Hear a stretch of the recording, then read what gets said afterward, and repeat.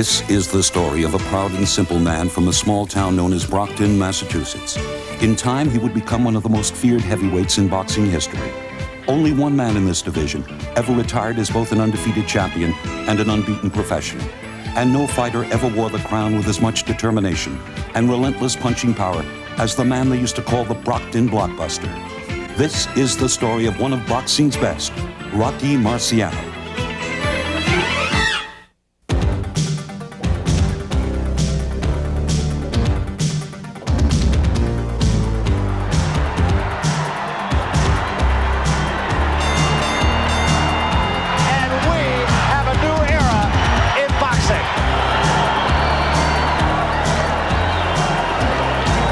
This is Brook Street here in Brockton, Massachusetts, and that is the house that the Marciano family moved to when they came here from their native Italy.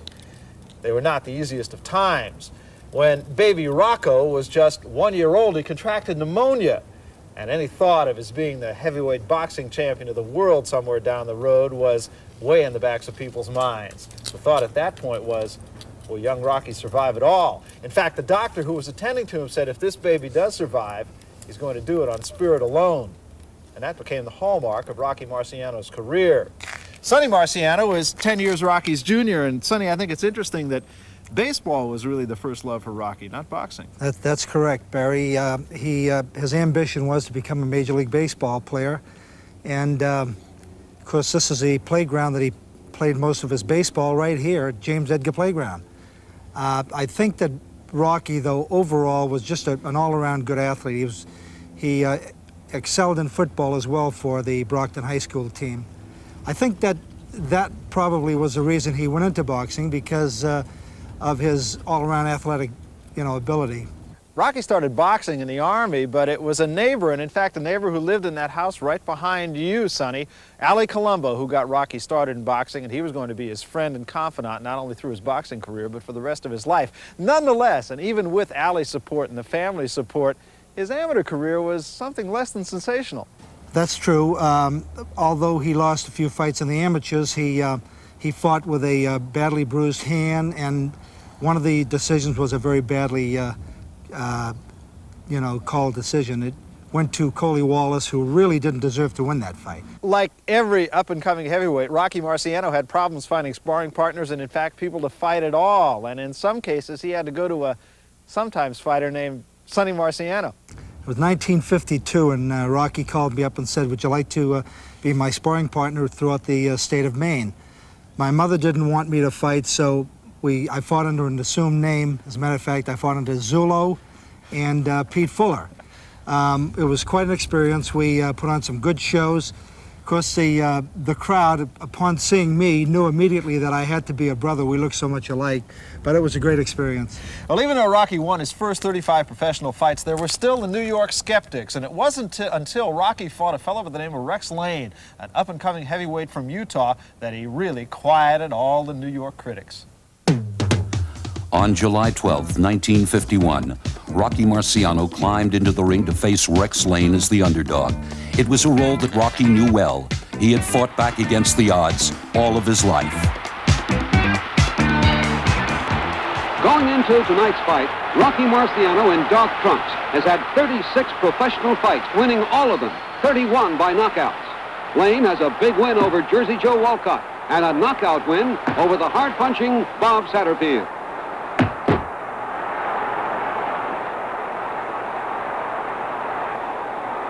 As in all of Marciano's fights, he never allows his opponents to get a moment's rest. This has been his trademark.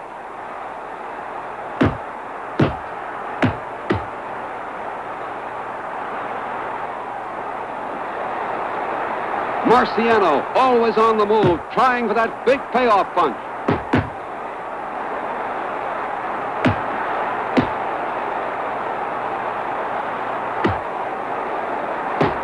When Marciano has an opponent hurt, that is when he is most dangerous.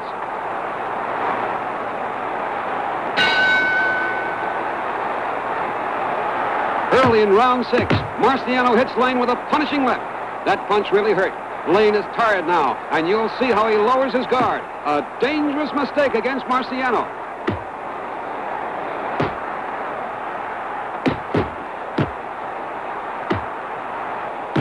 Marciano throws a short right, and Lane goes down and out. Marciano knocks out the rugged Rex Lane in 6 rounds. After the fight, one of Rex Lane's friends described Marciano's knockout punch as shearing Lane's front teeth off at the nubs. Marciano was now the top contender to Ezzard Charles' crown. But first, he would have to tangle with the legendary Joe Louis. Rocky would only receive 15% to Joe's 45% share of the purse. In the end, this fight would signify the rise and fall of 2 of the greatest heavyweights in boxing history. By round number 8, Joe Louis is still in there punching. Marciano in the white trunks shows on his face the effects of Joe's stinging punches. Note the puffiness around the eyes. Nevertheless, it's not the Joe Louis of old. He's taking a battering, too, for Rocky has plenty of steam in his younger fists.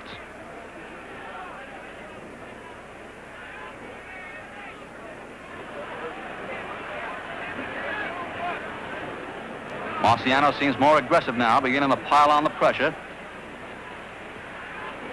Beginning to quicken the tempo and the pace, making it tougher on the older Joe Louis. Marciano seems to be landing more frequently now. Louis looking just a bit tired. Marciano just as strong as ever. Bull-like in his rushes. A solid left, and down goes Louis. A left hook to the jaw. And Louis takes the count on one knee. Goldstein counting over him.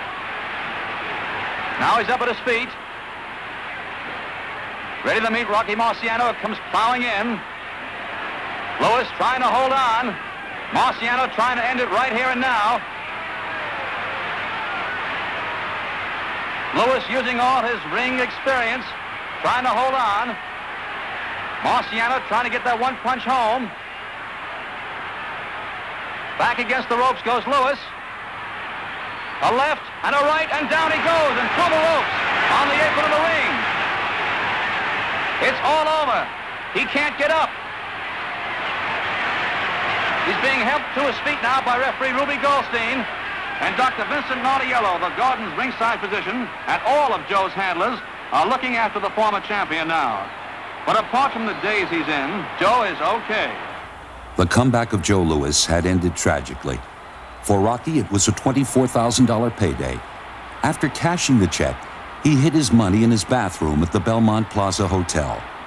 Rocky was a contemporary hero with the traditional values of a simple man who remembered his past. So Rocky Marciano had beaten Joe Louis, the man who was acknowledged to be the greatest heavyweight champion of all time. But still, there was the criticism. Criticism by the press, who said if they had fought a decade earlier, it would have been no contest. Joe Louis would have won the fight. Betty Colombo is Rocky's youngest sister. And Betty, you and Rocky shared this house right behind us on Dover Street. You moved here when Rocky was 16 years old, but you, being the youngest sister, always had a special place in Rocky's heart. I sure did. I was 10 years younger than Rocky, and he always treated me as the prima donna of the family, and I enjoyed it very much, admiring him, being the oldest brother, and it was just a fun thing. Well, the family spent a lot of time in that green house right there. Rocky spent most of his time right over here in this park. He sure did, Barry, as did my 2 brothers, Lou and Peter. You might say that this was home away from home for them. Even though home was right across the street. But Rocky was really the protector of everybody, wasn't he? Yes, he was. He, especially the girls of the family. It was years later, though, that James Edgar Playground paid homage to its most famous resident by erecting that plaque right over there to Rocky Marciano, Brockton, Massachusetts' own heavyweight champion. Betty, after Rocky beat Joe Louis, the public clamored for a fight with Jersey Joe Walcott. But that was not about to happen for quite a while, and I would have to think that, combined with the frustration that Rocky must have felt over his manager Al Weil, who was taking 45% of Rocky, which is just an overwhelming sum by any standards, I would have to think there was an awful lot of frustration for Rocky. Well, there was, Barry, and I think that Rocky was ready, and I think that the public was ready, and I think the fact that he had to wait for a chance made him hungrier. So while Rocky did wait for that chance, he had to bone up on people like Lee Savold, a 17-year veteran of the ring. It was merciless. February 13th, 1952. Rocky had been in bed 2 days prior to the Lee Savold fight with the flu. Others would have asked for a postponement, but not Rocky Marciano. As the country begged for a Walcott-Marciano title fight, Rocky battled Lee Savold.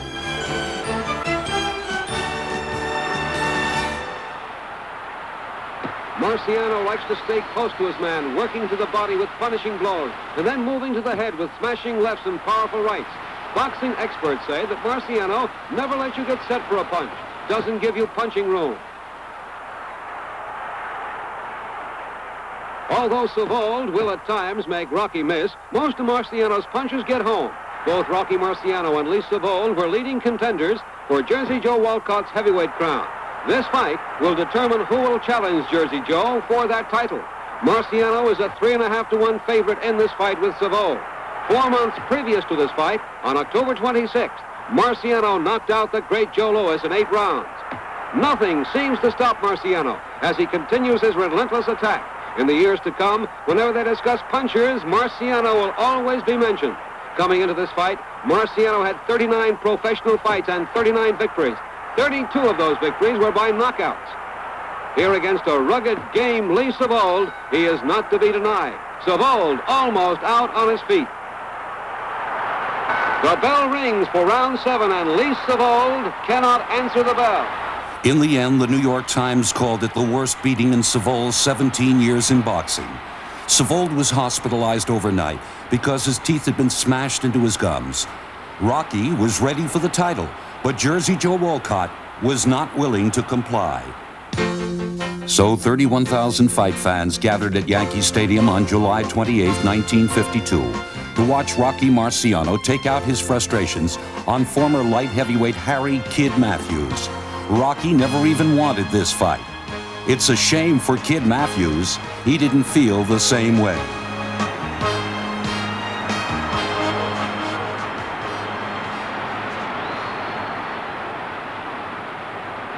Rocky trying to end it with one punch. Matthews keeping his gloves down a little low. That's dangerous.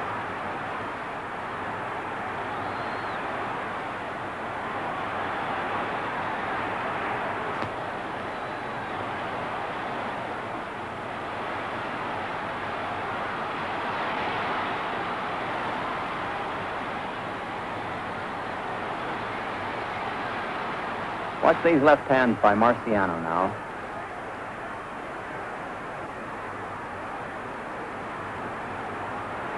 There it is. And down goes Matthews. Will he beat the count? He struggles gamely, but you can see he's out. Desperately trying to get up, and he crumples over, and it's a knockout for Rocky Marciano. And is he happy? Rocky had cleared the last hurdle in his quest for a shot at Jersey Joe Walcott's title. After 42 consecutive wins, Rocky Marciano was on the verge of greatness. When he returned to Brockton, he was a national figure and the pride of a small Massachusetts community. After that fight, Rocky Marciano was 42-0, and he was a man with everything going for him. Everything, that is, except a heavyweight championship shot. That building right behind us is the Stacy Adams Shoe Company, and Sonny, that was a building that was very near and dear to your brother. That's very true, Barry. That's where my dad worked at one of the toughest jobs in the shoe factory. My brother would start off his day working out at James Edgar Playground. It's about, 150 yards from here. My mother would call him about 5 minutes to 12. Rocky would rush home, and my mother would have a fresh sandwich and a lunch to be brought to my dad. Rocky would run to the shoe factory, get there just before 12 o'clock, and he used to get very upset when he used to see my dad working at such a tough job. He promised my dad one day, he said, "Dad, not before too long we'll retire you." And I think Rocky's greatest desire came true when he walked into the factory one day and he said, "Dad, that's it. I don't want you to work anymore. You're retired." So now Rocky had to support a family, and finally, the chance came for a heavyweight championship of the world. Jersey Joe Walcott finally gave Rocky his chance, and Rocky's dedication really paid off. In his training camp, Rocky boxed 85 rounds to the champion's 30, and he needed every bit of that training. September 23rd, 1952, the heavyweight championship between Rocky Marciano and the champion, Jersey Joe Walcott. Rocky Marciano retreated into isolation with one purpose, to become the heavyweight champion. Jersey Joe Walcott received 40% to Rocky's 20%, with the same provision set for a rematch should Walcott lose. Rocky Marciano would be the first white man to fight for the title since Braddock was knocked out by Lewis in 1937. Rocky had made his way from punching an old army bag stuffed with rags to a shot at the heavyweight championship of the world. 15 rounds for the heavyweight championship of the world. From Brockton, Massachusetts, wearing black trunks with a white stripe, weighing 184 pounds, the challenger, Rocky Marciano.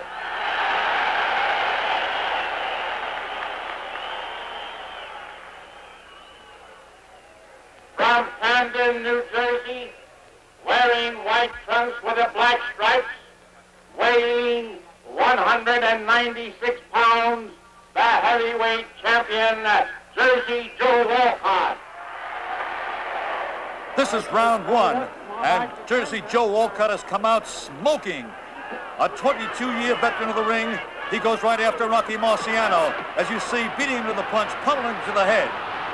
Marciano holding on momentarily, the opening minute of the fight, scheduled for 15 rounds for the heavyweight championship of the world. Walcott goes right after Marciano, and Marciano is staggered. Walcott, starting real fast, has gone after Marciano. Marciano is down in this first round. He seems dazed, up the count of 3. His corner was yelling, take the longer count, but he was up at 3, and he's trying to keep his feet. Walcott looking to end this fight right here in round one, and now we've gone to round 3, and it's still Jersey Joe Walcott. That good right cross landing subtly, another left hook. Marciano's been staggered time and time again, but he is bull-like strong. A good right hand again by Jersey Joe Walcott, but Marciano is terribly strong. And now we move along into round 9. Marciano has fought back. Jersey Joe Walcott has slowed the pace somewhat. There you see Marciano boring in. Moving to the attack now, taking the play away for the first time from Jersey Joe Walcott, but Walcott is still leading on points here in the middle of the fight. The referee is Charlie Daggett, and he's got his work cut out for him. These two men are big and strong, marvelously conditioned. Jersey Joe Walcott stepping back, setting up his opponent, Rocky Marciano, the young challenger. Marciano with a good right hand. Dropped his guard for a moment, and now they begin to slug it out in the corner. Trading blows left and right. A left hook is good. And now we go into round 11. It's still anybody's fight, but Walcott is leading, and Rocky Marciano is coming on strong. The pace of the fight has slowed somewhat, but they're still very, very dangerous. With either hand, now they begin to miss. As you can see, they're visibly tired.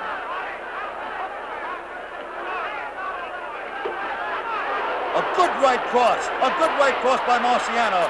Walcott was staggered, but he fights right back. A tremendous fight here for the heavyweight championship. Walcott with another good left hook. Marciano getting to his foe much more frequently now, however. Marciano pulling him around the ring. And now we're in round 13. At this stage, Jersey Joe Walcott is leading on all 3 scorecards. 7 rounds to 5, 7-4 in 1, and 8 rounds to 4. Rocky Marciano has to knock out Jersey Joe Walcott to win this fight, and his corner has told him so. And Marciano is going after the cagey, the veteran Jersey Joe. Walcott backing up just a little bit against the ropes. Oh, a terrific right hand. He's down. He's down. 6, 7, 8, 9, 10, and out. New heavyweight champion of the world, Rocky Marciano, and Jersey Joe is still on the deck. Let's take a look at it again. Watch that right hand. As he backs into the ropes, Walcott is caught with it. Here it comes. Bang. What a shot. What a fight. When it ended, fight fans had witnessed one of the greatest slugfests in history. Rocky had realized a lifelong dream. He was greeted by a parade lining the streets of Brockton to pay tribute to their native son. The Brockton Blockbuster was the heavyweight champion of the world.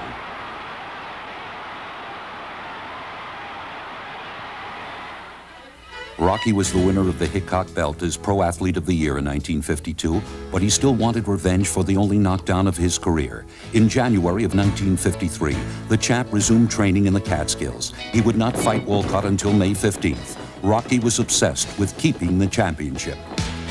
Hello, my name is Rocky Marciano, and on May 15th, I'm going to defend my title against Jersey Joe Wolcott. I'm not forgetting the last time we fought. It was a great fight, and Joe fought all the way right up until the 13th round. At this time, he's going to have to come and get the title away from me, and I won't be giving it up too easy. I'll be fighting real hard. See you all on Friday, May 15th. Thank you. 15 rounds for the World Heavyweight Championship.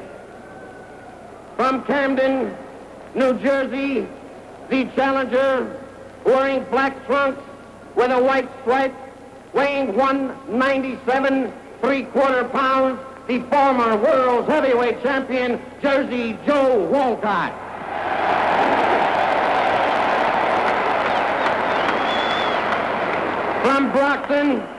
From Brockton, Massachusetts, wearing white trunks with a black stripe, weighing 184 1/2 pounds, the world's heavyweight champion, Rocky Marciano.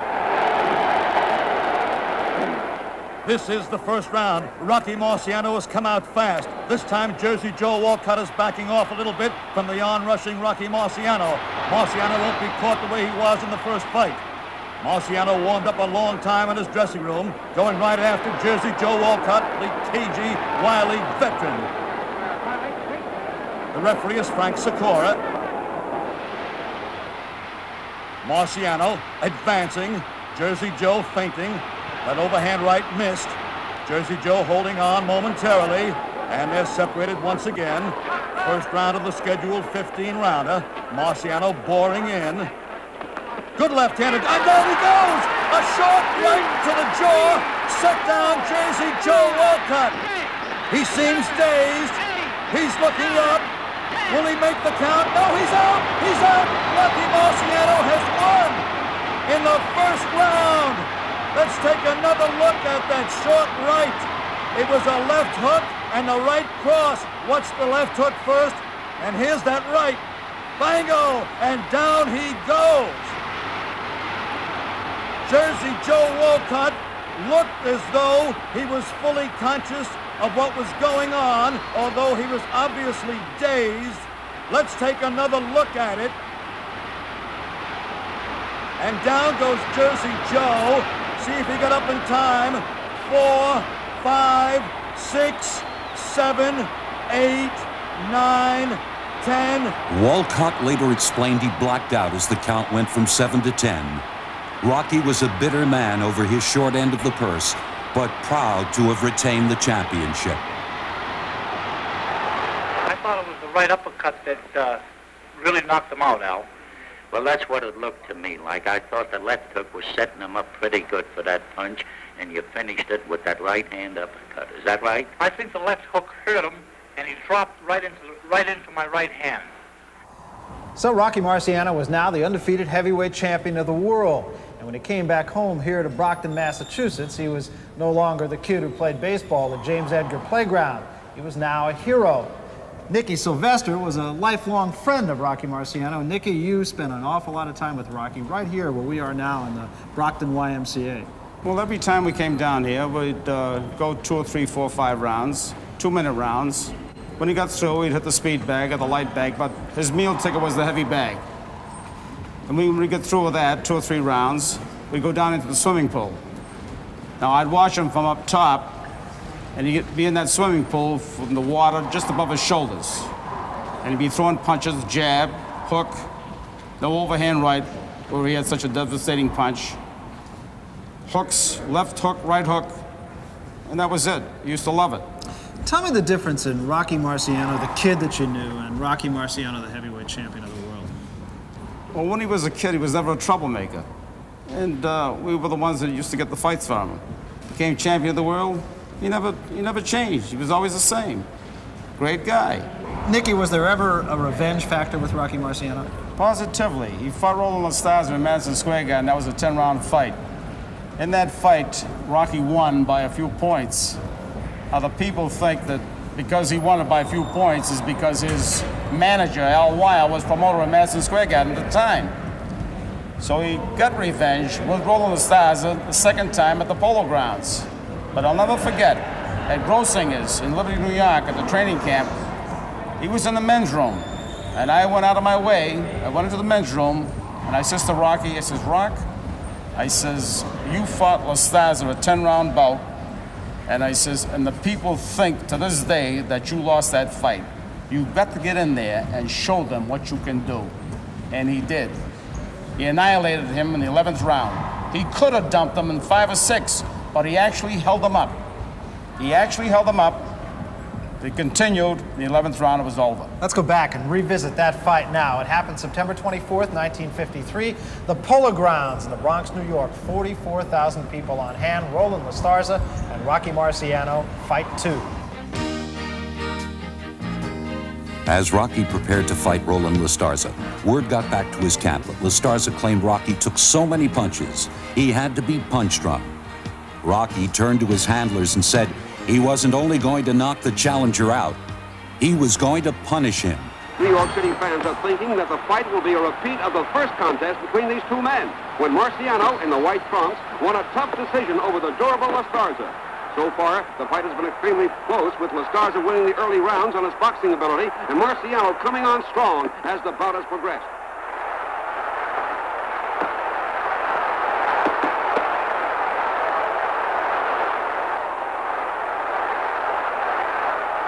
Rocky likes to work on his man close to the ropes, where his short reach is an advantage in the infighting. Much of his ring strategy is to work Lastarza toward the strand.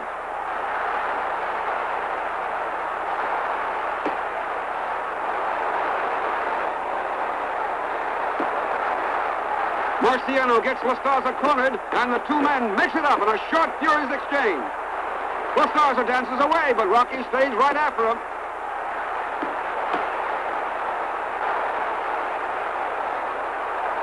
Roland Lastarza had won 37 professional fights in a row when he lost to Marciano in their first bout, and he still has a brilliant 54-3 one-loss record.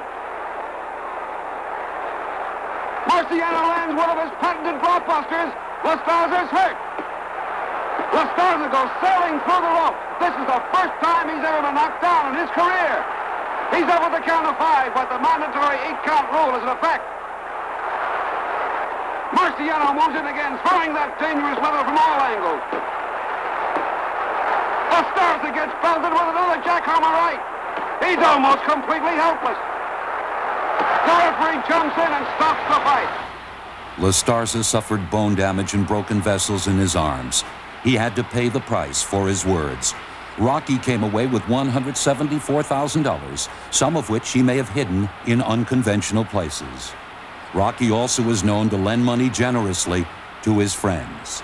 9 months later, over 47,000 came to Yankee Stadium to see a heavy favorite beat a respected challenger. Rocky had received a death threat before the fight. His relationship with his manager, Al Weil, was crumbling. The bout with Ezzard Charles would go down as one of the most grueling in boxing history. From Cincinnati, Ohio, wearing white trunks, weighing 185 and a half, the challenger and former heavyweight champion of the world, Ezzard Charles. And his opponent from Brockton, Massachusetts, wearing black trunks, weighing 187 and a half, heavyweight champion of the world, Rocky Marciano.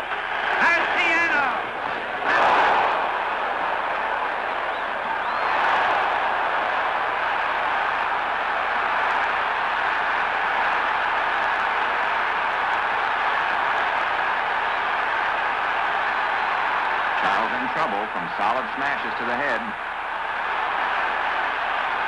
giving ground reluctantly.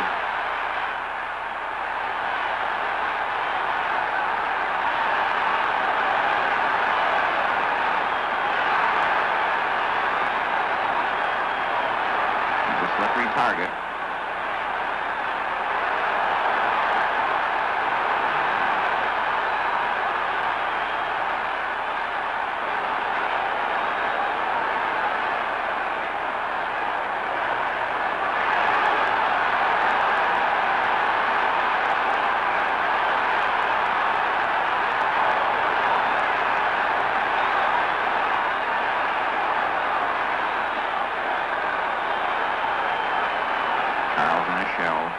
Tries to move into the shoulder of Rocky's chest.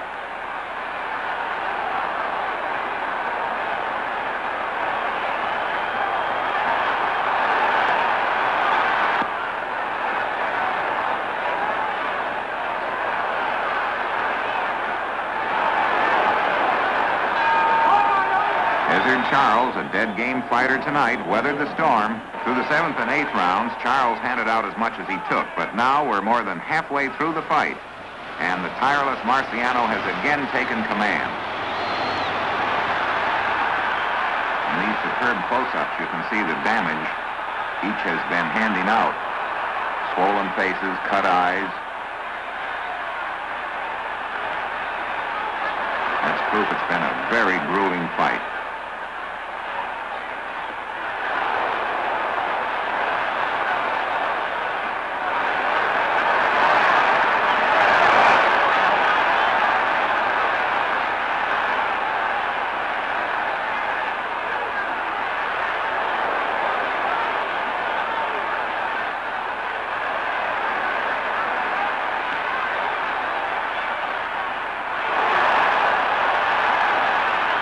Welts on both the cheekbones of Charles, and now his face is really puffed up.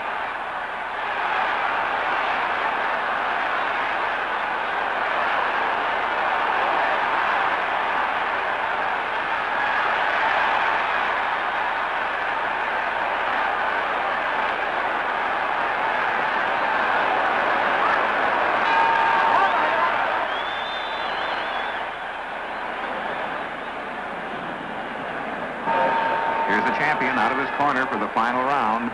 Both men are tired, but they touch gloves. From the 10th round on, it's been going in Marciano's favor, and he's definitely the stronger fighter now.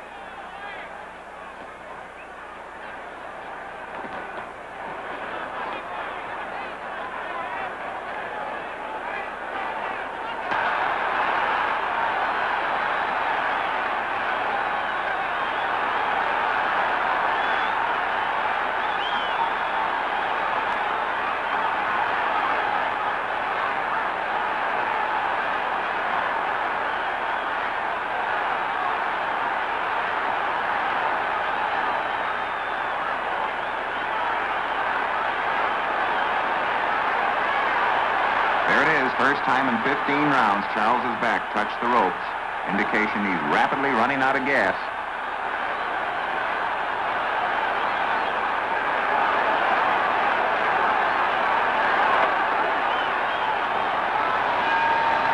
There's the bell, and a great championship fight is over. A fight that showed both men in there giving it all they had to the final second. Rocky had won a unanimous decision over a courageous Ezra Charles. Referee Ruby Goldstein remembered he had not separated the fighters once in 15 rounds. Charles, his voice reduced to a whisper from a Marciano punch to the Adam's apple, thought he won the fight.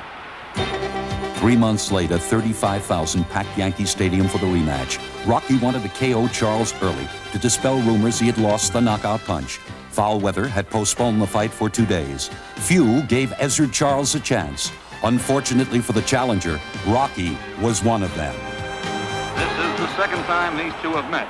Marciano winning a close 15-round decision exactly 3 months ago.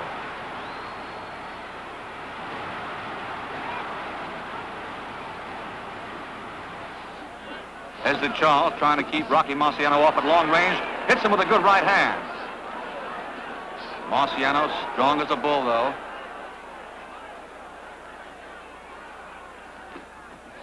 Good right hand by Rocky Marciano. Charles may be hurt. Marciano going after Ezra Charles. And Charles goes down. He's up at the count of 2. Marciano swarming in. Looking in the end of the fight right here and now. Ezra Charles fighting back well. That's the end of round 2. The 8th round has hardly started before Charles is to open a cut under Rocky's right eye, but this was to be the final dramatic round of the fight. And from here on out, it's just a case of the bleeding champion measuring his man for size.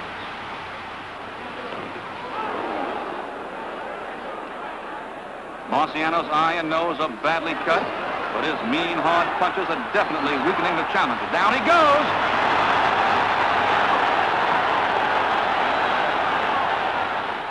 Once more, a chance to see the punch that sent him down. There it is.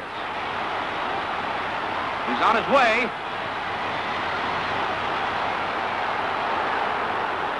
Rocky is all business.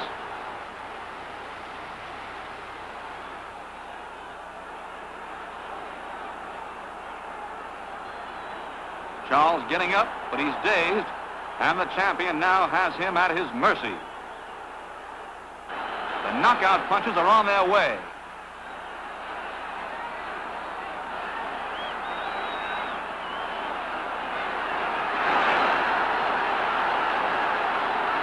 Six devastating punches.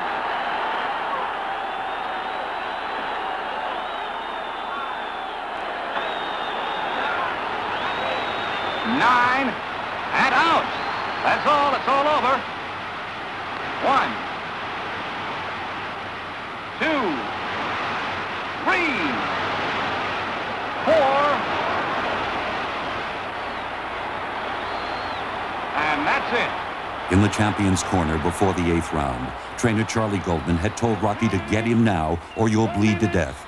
Miraculously, Rocky had come from the brink of disaster by pummeling Charles to the canvas.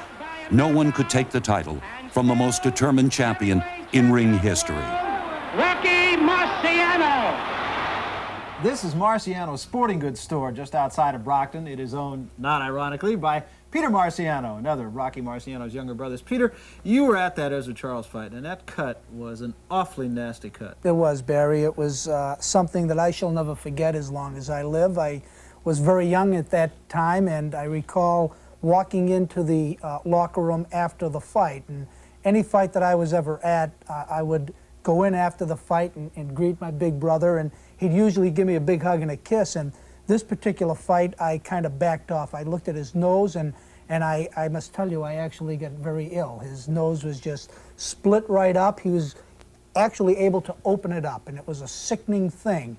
And it was something that I shall never forget. Do you have the feeling that were that fight to be held in this day and age, that it is possible that Rocky Marciano would have had his undefeated streak broken because of that cut? Barry, I'm not going to answer that question. I'm going to answer it this way. Rocky had a very unique knack of, under adversity, coming up with the big fight, the big punch. And I believe if he were boxing in this day and age, that he would have known that he was close to being getting beaten. He would have come back and done just exactly what he did in this fight. Peter, we've talked about the fact that Rocky was a hunter in the ring, but outside the ring, the man had a sensitivity, I know, and he said time and again to the people like yourself who were close to him that he didn't want to be like others who had preceded him. Yeah, he gave that an awful lot of thought. He did a lot of reading. He wasn't the stereotype kind of a fighter that you may have met back in those days. Rocky was a well-read guy, an excellent speaker, and Rocky just never wanted to get into that syndrome where he was, in trouble financially or in trouble in any other way. Did it surprise you when Rocky decided to hang it up, when he did? Not really, no. He had mentioned it to me and other members of the family that he really had had enough. I think the one thing that he did say that kind of told us all that he might be getting through was it was getting difficult for him to go back into the gym. He even one time made a statement that he really couldn't even stand the odor, that certain odor of a gymnasium, and he said, if you can't give it 100%, you got to back off, and that's exactly what he did. Nonetheless, he got it together enough to have 2 more fights. The first one out in San Francisco against a very, very tough Englishman. May 16, 1955. Rocky Marciano was a 10-1 favorite in his title defense against Britain's Don Cockle. But the Rock had been decked by a sparring partner in an unenthusiastic training camp. The pre-fight build-up clamored for an upset, but the odds would tell a familiar story. Well, he had a pretty tough fight last time, Rocky. How's the nose now? Is it in good shape? I think so. It's been fine so far, but I think it's still a problem to us. Cockle slugged it out for the first 3 rounds of Marciano, but here in round 8, he obviously shows the lack of power and stamina that Marciano possesses. Cockle is a good professional fighter. He's the British and European champion. He had 61 wins, 11 losses, and 36 KOs, but he's really taking it now. Marciano hitting him almost at will here in the 8th round, and the question is, how much longer can Cockle last? Cockle weighs 205 pounds. He's still flabby around the middle, as you see. His weight, though, is down from previous fights. Rocky weighs 189, all muscle. A jarring left hook. Cockle being battered around, Marciano going after him continually. He just never lets up. But Cockle is tough. He's tough and courageous. Marciano misses every now and then, as you see, but he keeps throwing punches, and most of them get through. Cockle batted, staggering around the ring now. Another good left, another good right, and a left by Marciano. Cockle still fights back, but his punches lack sting and power. Marciano, as strong as ever, continues to bore in here in the 8th round. It's been all Rocky Marciano since the early rounds. How much longer can Don Cockle last? Marciano with tremendous endurance and strength. Throwing those punches all the time, never letting up. But Cockle keeps his feet. A tremendous right, and Cockle is still standing, another right and left. How much more can he take? On his feet, Marciano might be getting all weary, though he doesn't look it. Still throwing punches. And so is Cockle. Another left and a right by Marciano. And Marciano can't put him down.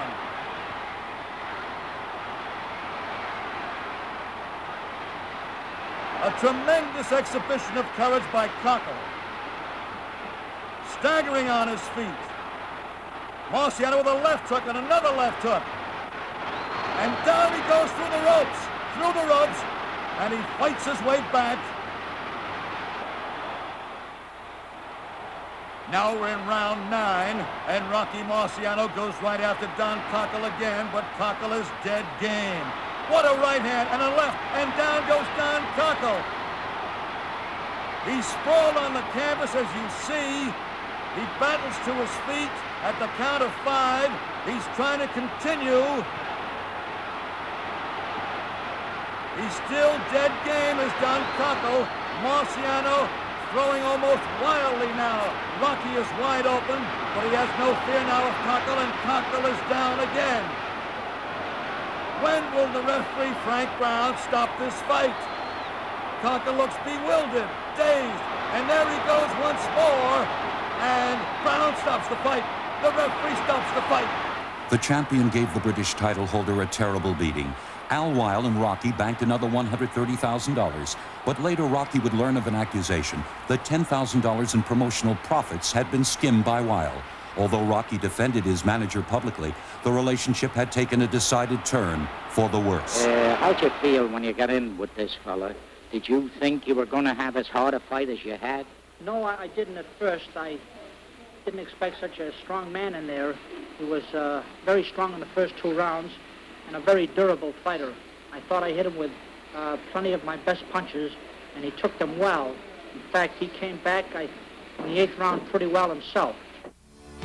But 4 months later, Wiles scheduled Marciano to take on light heavyweight champ Archie Moore. The threat of a hurricane postponed the fight for a day, but a crowd of over 61,000 flooded Yankee Stadium to see Rocky Marciano's triumphant farewell to the boxing world. I'm glad that the time has finally come when I could accept the fight with Archie Moore. We all know he deserves it, and I think you're going to see a great fight on that day. Moore felt and feels that he's going to take the championship. Now, how do you feel about that? Well, he still has to prove it to me on September 20th at Yankee Stadium. I do understand that he is a confident man, and I guess most of the challengers have been that way also. Introducing from San Diego, California, and Toledo, Ohio, wearing black trunks, weighing 188 even, the light heavyweight champion of the world and challenger, Archie Moore.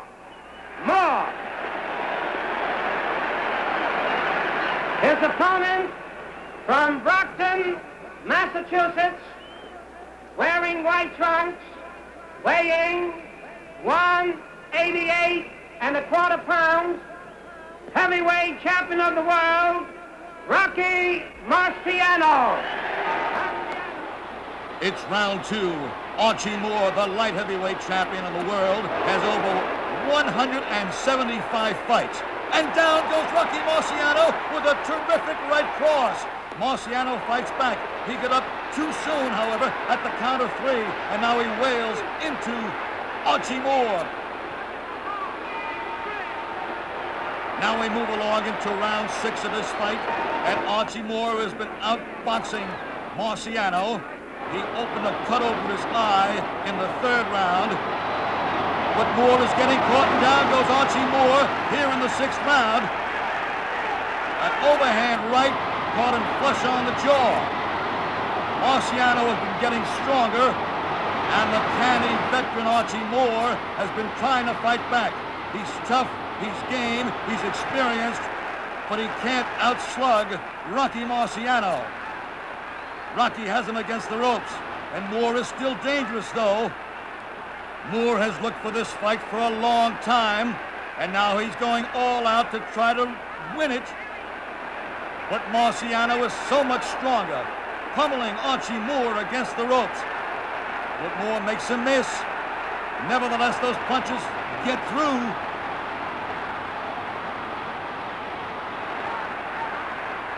Lefts and right by Rocky Marciano. He just doesn't let up. Keeps boring in on Archie Moore, and Moore is fighting back. But his punches lack the power and effectiveness of Rocky Marciano. Marciano, hammer-like almost, hitting at Archie Moore, backing the veteran into the corner, swinging away lefts and rights, and Moore can't keep that buzzsaw off him. Down goes Archie Moore, shaking his head as if to say, what do I have to do to stop this man? And Rocky comes right after him. Rocky, seemingly tireless, spun all the way around at the end of the round. Now we're in round 8, and Rocky Marciano has not let up one bit. Still throwing leather from all directions. Archie Moore trying to keep him off. Marciano ever advancing. Again, you see him pinned against the ropes as Marciano pummels away with rights and left. And down goes Archie Moore. Moore trying to regain his strength. Tiring badly now. Here in the 8th round, he's on his feet again.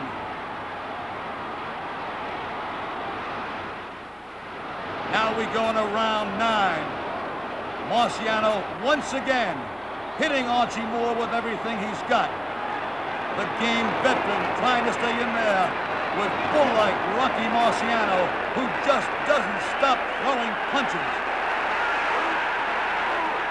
He is exhausted.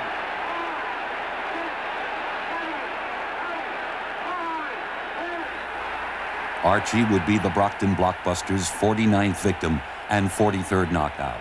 Rocky had earned over $4 million in the ring and $2 million for personal appearances.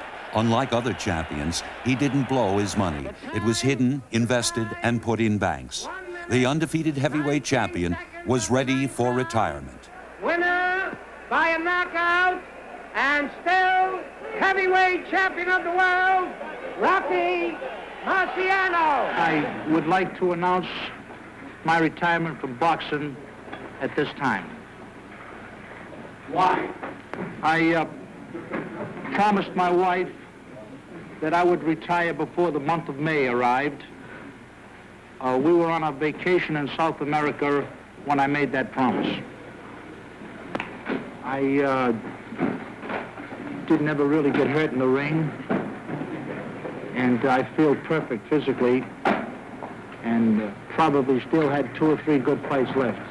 If we ask you the standard question, who gave you the toughest? Jersey Joe Walcott in the title fight.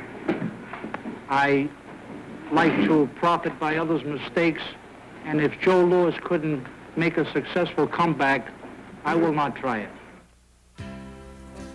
Not only did he want to spend time with his family, but a California investigation confirmed Weil had taken $10,000 from Rocky's share of the Cockle fight. He said he would never fight for Weil again. 13 years of the good life went by. Then Rocky stepped onto a plane at Midway Airport in Chicago for a flight to Des Moines. On the eve of his 46th birthday, Rocky lost his only fight. The plane crashed 2 miles south of Newton Airport in Iowa. On Sunday, August 31st, 1969, the world said goodbye to a hero. There have been many great world heavyweight champions in boxing history, but none have carried the crown with as much dignity and humility as Rocky Marciano. His legend will live forever.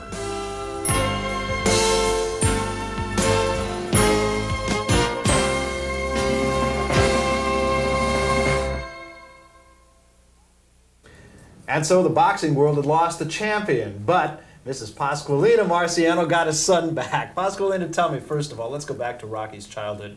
You didn't really want him to be a fighter. No. Why? Well, because it's dangerous game, really.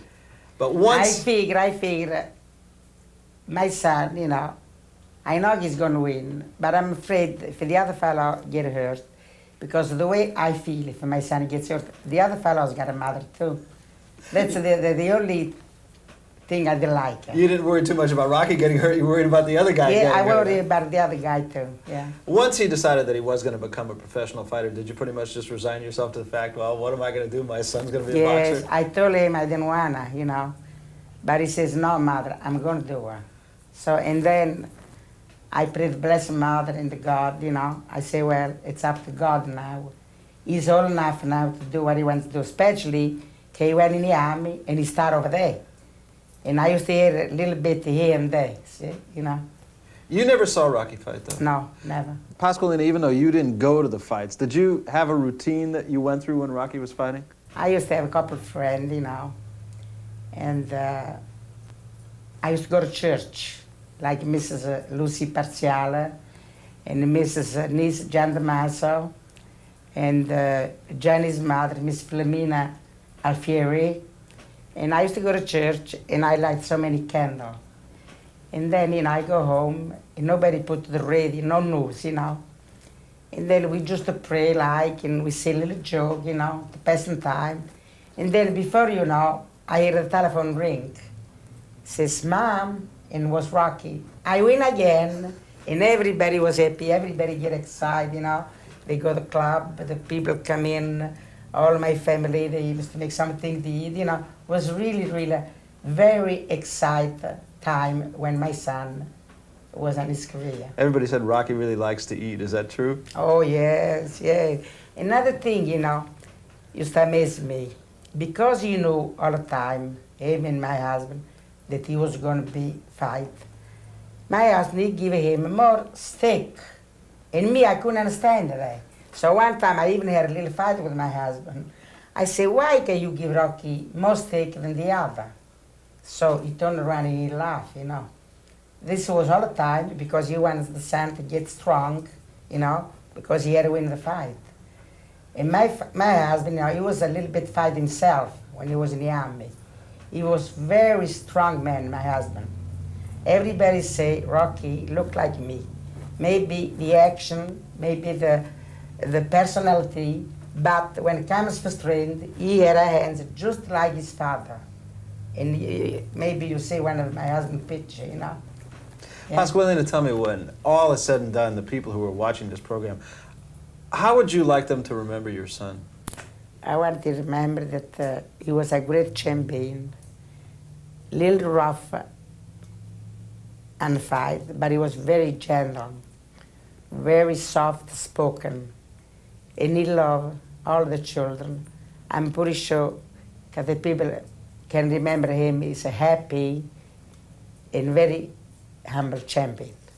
It is really probably the most subjective question in sports. Who is the greatest heavyweight boxing champion ever? In the case of Rocky Marciano, I think the record speaks for itself. This is Rocky Marciano. When I held the heavyweight title, they called me the Brockton Blockbuster. You'll find out why. I enjoyed it. I liked it. I never really knew fear. I never was really hurt. And I just think that in my prime, I could have fought with anybody alive.